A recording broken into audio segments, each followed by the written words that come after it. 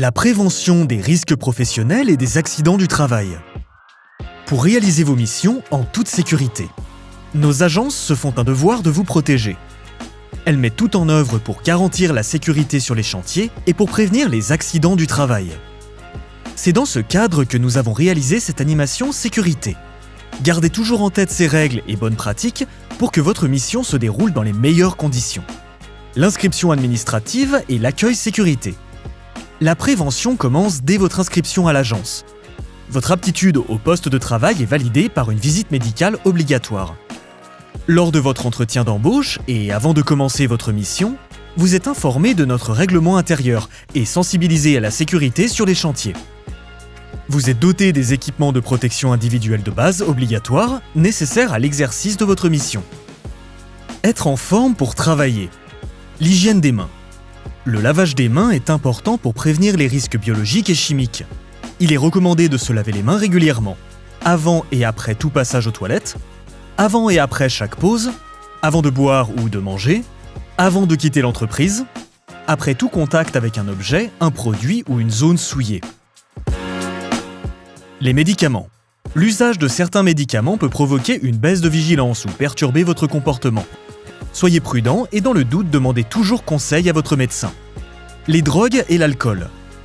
La consommation de drogue et d'alcool est un danger pour vous et vos collègues. Ces produits diminuent votre attention et vos réflexes à court terme, mais aussi dans la durée. Il est interdit d'entrer dans les locaux de l'entreprise et sur les chantiers sous l'emprise de drogue ou d'alcool, et d'introduire ou de consommer ceux-ci sur les lieux de travail. L'arrivée sur le lieu de travail.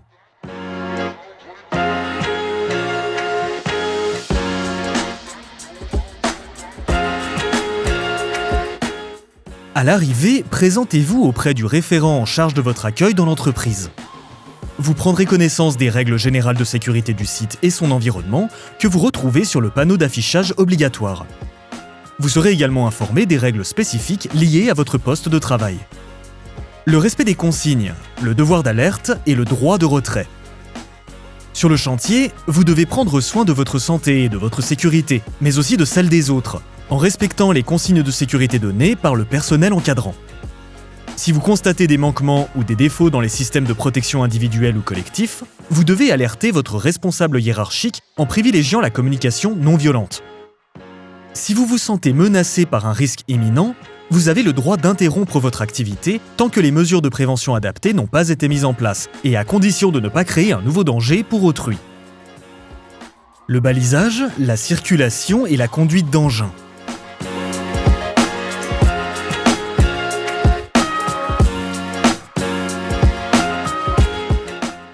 Chaque chantier doit être délimité et annoncé par des panneaux de signalisation. La mise en place de ces équipements de protection collectif relève de la responsabilité de tous les collaborateurs. Pour se déplacer sur le chantier, vous devez respecter les zones de circulation, la signalisation, ainsi que le code de la route. Pour conduire un engin de chantier, vous devez être en possession d'une autorisation de conduite et du certificat d'aptitude à la conduite d'engin en sécurité approprié. Quand vous circulez à pied, soyez particulièrement attentif aux angles morts des engins. Vous devez toujours être visible par les conducteurs. Si un conducteur d'engin a besoin d'aide pour exécuter une manœuvre en toute sécurité, guidez-le oralement ou en exécutant les gestes conventionnels adaptés à la manœuvre.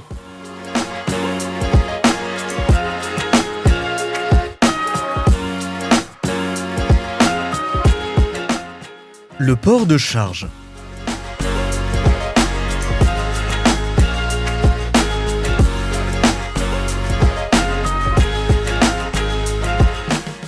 Évitez de soulever inutilement des charges. Pour déplacer une charge lourde ou encombrante, demandez de l'aide ou utilisez des moyens de manutention adaptés. Quand vous levez une charge, gardez le dos bien droit et utilisez la force de vos jambes. Pour la déposer, évitez les gestes brusques et faites attention à l'écrasement de vos doigts. La tenue des postes de travail.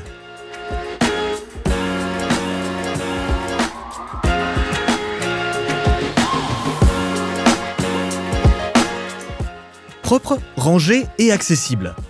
Pour éviter les chutes de plein pied, les zones de circulation, de rangement et de stockage doivent être respectées et leur accès dégagé. Dans votre zone de travail, le matériel et les outils doivent être rangés de façon ordonnée et accessible.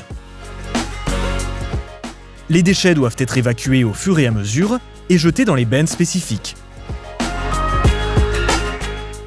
Les équipements mécaniques et électroportatifs.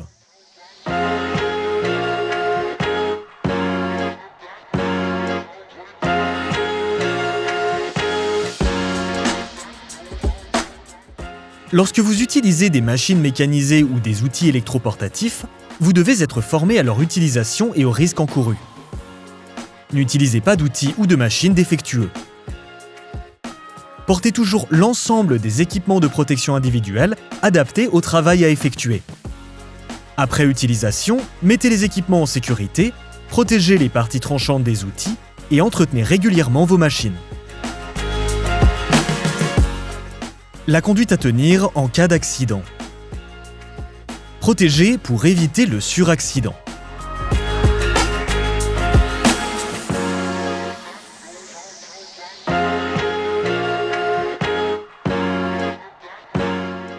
Lorsque vous êtes témoin d'un accident et avant toute intervention, vous devez évaluer l'environnement de travail et les raisons possibles de l'accident. Électrisation, incendie, explosion, écrasement ou chute. Prenez ensuite les mesures adéquates pour protéger la victime, les autres et vous-même des dangers qui menacent. Donnez l'alerte. Si vous êtes témoin d'un accident ou d'un malaise, alertez un sauveteur secouriste du travail au plus vite, ainsi que votre supérieur hiérarchique. En l'attendant, ne bougez pas la victime et ne lui donnez pas à boire, mais couvrez-la si possible d'une couverture. Protégez la zone de l'accident et éloignez les curieux. Que vous soyez victime ou témoin d'un accident ou d'un malaise, l'entreprise d'accueil et l'agence d'emploi doivent être informés. En cas d'accident bénin, le SST assure les premiers secours à la victime. En cas d'accident nécessitant des soins, appelez les secours au plus vite. En les attendant, le SST assiste la victime et place un ouvrier à l'entrée du chantier pour guider les secours. Contactez les secours. Pour alerter les secours, appelez le 15 pour le SAMU, le 18 pour les pompiers, le 17 pour la police ou le 112 pour le numéro d'urgence européen. Vous devez, avec calme et sang-froid, renseigner votre interlocuteur. Localiser le chantier, préciser la nature de l'accident, signaler le nombre de blessés et leur état, décrire l'intervention du SST, fixer un point de rendez-vous sur le chantier, faire répéter le message et surtout ne jamais raccrocher le premier. La manipulation de produits. Avant toute manipulation, vous devez lire attentivement l'étiquette apposée sur les produits et consulter les fiches de données sécurité correspondantes. Vous devez identifier le ou les pictogrammes, symboles de danger, et consulter les mentions de danger et conseils de prudence associés.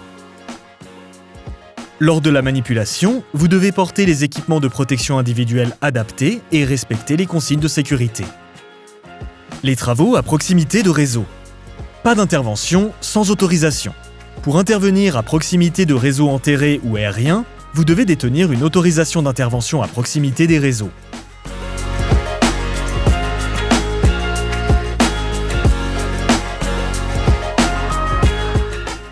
Pour toute intervention sur une installation électrique sous tension, vous devez obligatoirement détenir une habilitation électrique adaptée.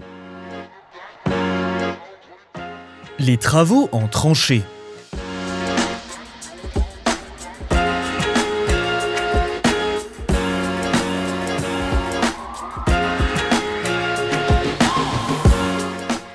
Lorsque vous intervenez en fond de fouille ou dans une tranchée, veillez à délimiter la zone de travail et baliser son accès ainsi que les zones de circulation avec des panneaux de signalisation. Ne descendez jamais dans une fouille ou tranchée de plus de 1,20 m non blindé. Vous risquez l'ensevelissement. Les travaux en hauteur. Quand votre zone de travail est située en hauteur, vous devez respecter les moyens d'accès sécurisés et veiller à la mise en place des équipements de protection collectifs et individuels. Soyez attentifs aux ouvertures de plancher. Vérifiez la stabilité des piles de stockage des matériels.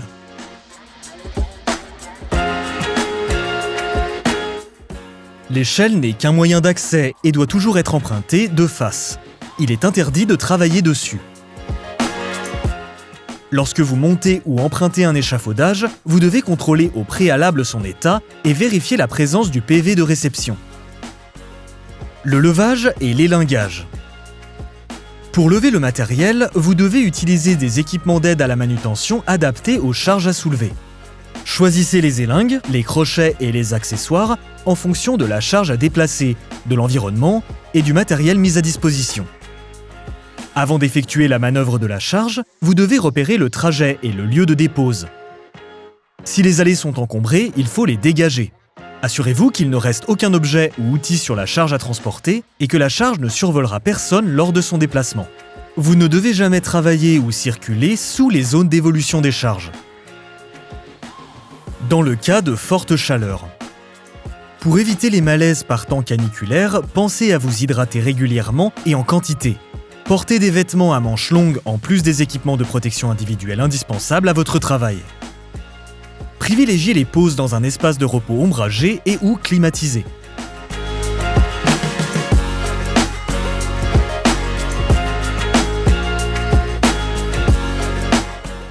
Soyez prévenant et vigilant à votre environnement de travail.